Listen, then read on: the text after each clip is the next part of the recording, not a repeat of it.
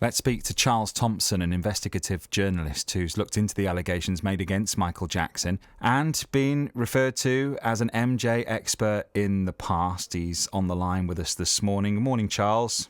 Morning. What did you make of the documentary? I didn't watch it. I've spent the last 5 years reading all the court documents, so I didn't see what could be gained by watching the TV show. What's your view on Michael Jackson?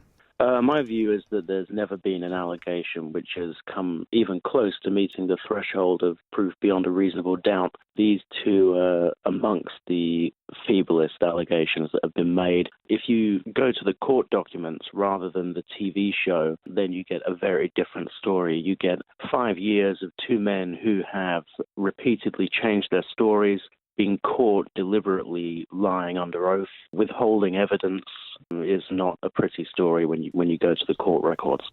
In this documentary, these two men seem pretty convincing. And what's in it for them to come out and say it now? Well, firstly, they're both professional actors, and secondly, what's in it for them is the hundreds of millions of dollars that they're currently in the middle of suing Michael Jackson's estate to obtain. As a human being, though, to come out and say the things that they're saying about being abused, I mean, it's going to change their lives. They wouldn't do it lightly. Well, you say that, I mean, as if there's not been a decades-long history of people doing the same thing. Just look at the McMartin preschool case in America. Look at the Dale Akiki case. There's case after case throughout history of exactly the same thing happening, often with dozens of people making allegations which all turn out to be untrue. You know, people kill old women on pension day for £100, so I don't think it's a stretch to imagine that somebody would fabricate an abuse claim for hundreds of millions of dollars. So what was Michael Jackson doing with boys in his bedroom overnight? That's one of the biggest myths which is perpetuated by the media, which is often deliberately dishonest in its reporting on Michael Jackson. His bedroom was a 2-story duplex. This is not a box room. It was not just boys who would stay in there. It was anybody that asked him, including relatives. Sometimes kids and their parents would stay in there together.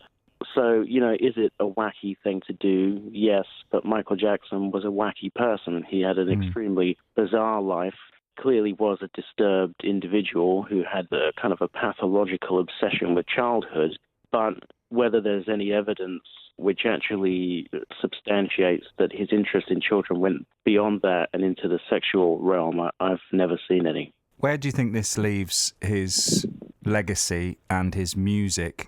I think it depends on whether the failure in journalism that we're witnessing now continues. So, you know, I've just spoken about the thousands of pages of court documents which are freely available to any journalist that wants to read them. Nobody's reporting on them. I don't know why.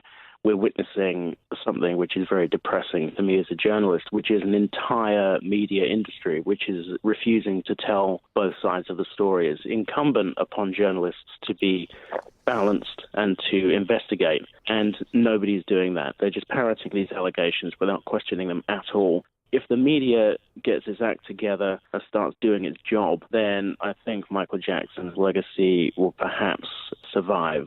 But if the onslaught continues, then I think he's in deep trouble. Really interesting to talk to you this morning. Charles, a Michael Jackson expert on BBC Radio Stoke this morning.